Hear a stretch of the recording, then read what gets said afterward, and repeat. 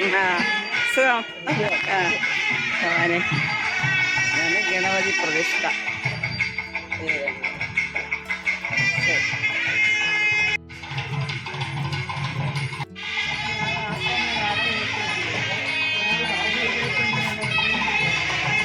കേരളീശായില്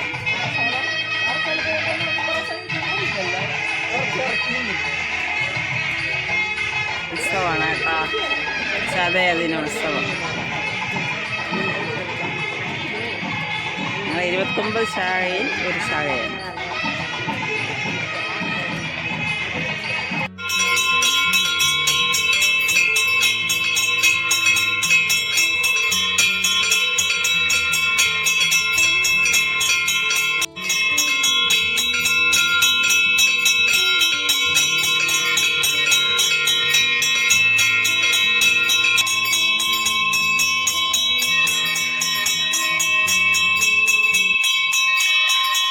ചതയ ആഘോഷമാണ് കാണുന്നത്. പേരണിശാലയിൽ ഒത്തിരി പ്രോഗ്രാം ഉണ്ടായിരുന്നു. ഇതെല്ലാം നേരത്തെ കഴിഞ്ഞിരുന്നു. ഗുരുദേവ ജയന്തി ദിവസം പേരണിശാല ഉത്സവമാണ് കാണുന്നത്. പൂജയും കാണാൻ അവസരം.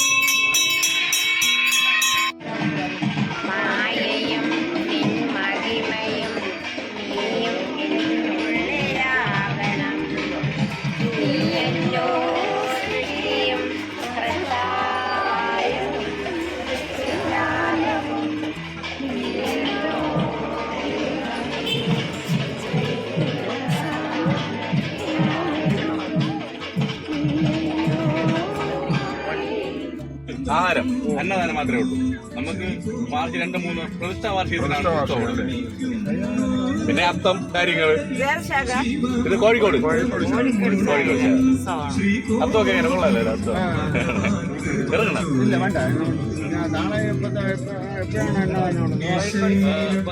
12:30 ഫുഡ്, ആഹാരം, പൂജ.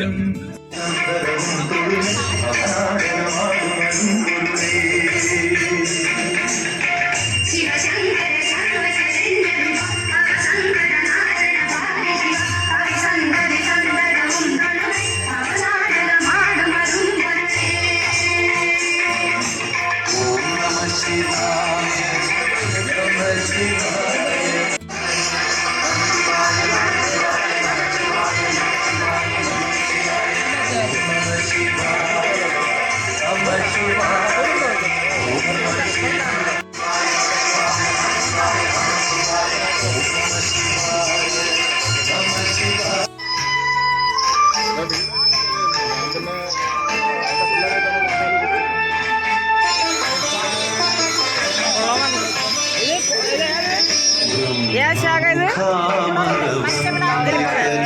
മഞ്ചവിളാം കുളത്തിറങ്ങി.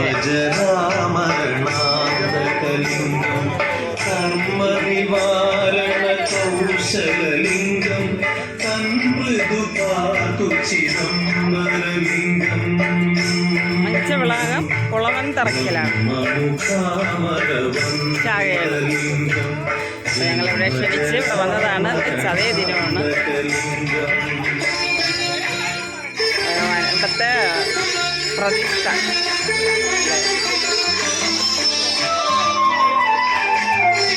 ഇതാണ് ഏറ്റവും ഇവിടുത്തെ ഗുരുദേവ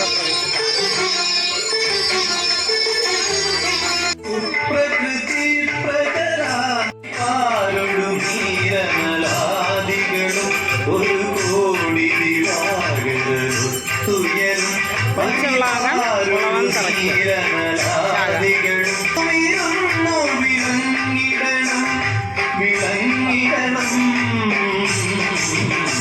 ഒരു കോടി ദിവാകരും തുയരും പരിപാലൊടും ഹീരമലാദികളും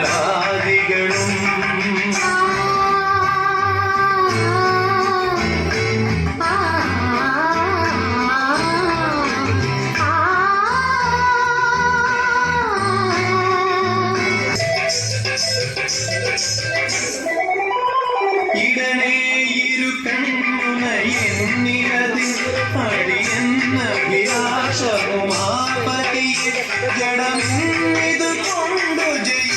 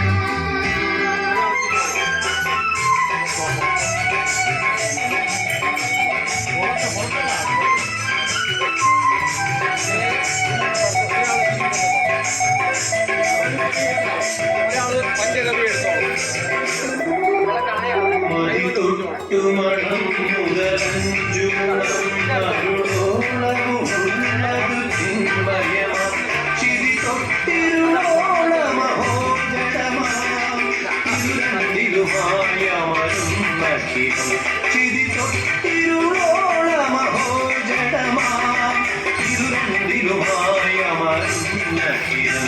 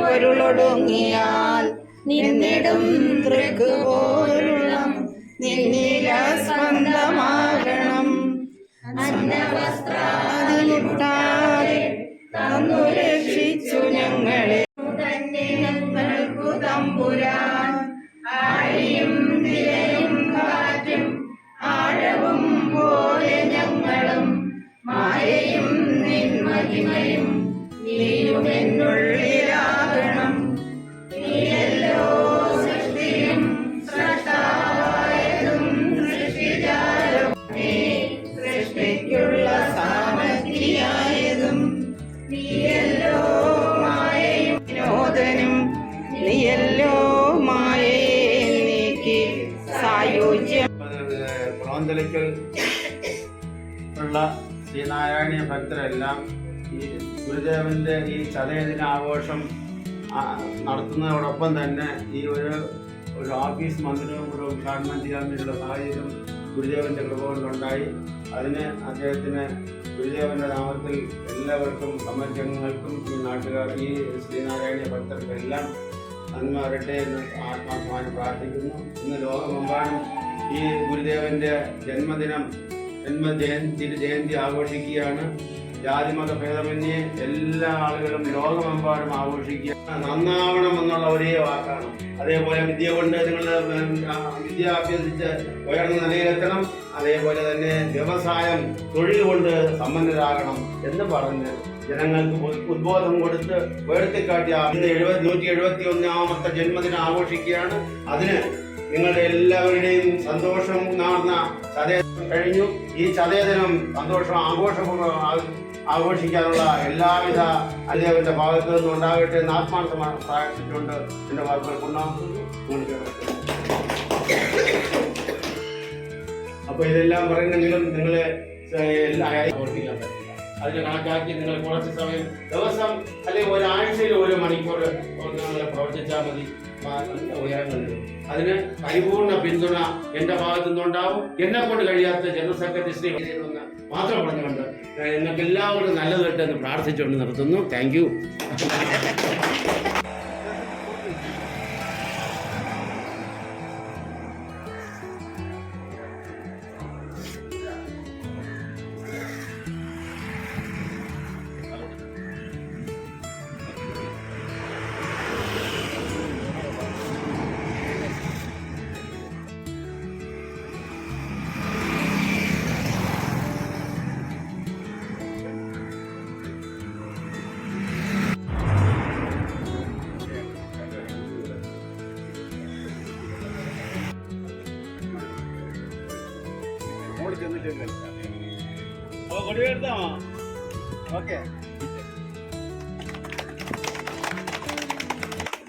പ്ലാമൂട്ടുക്കട സുബ്രഹ്മണ്യ സ്വാമി ക്ഷേത്രം. SNDP യോഗം പ്ലാമൂട്ടുക്കട ശാഖ.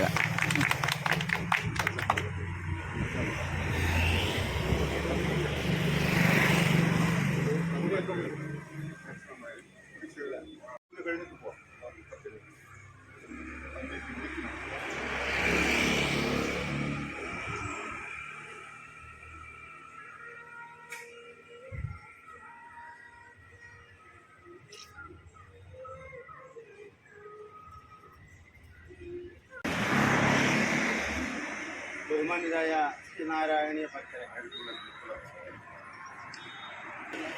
1930 നമ്പർ ശാഖ പ്ലാമൂട്ടുക്കട ശാഖ എന്ന് പറയുമ്പോൾ അതിനെ നയിക്കുന്നത് ശ്രീ മോഹനും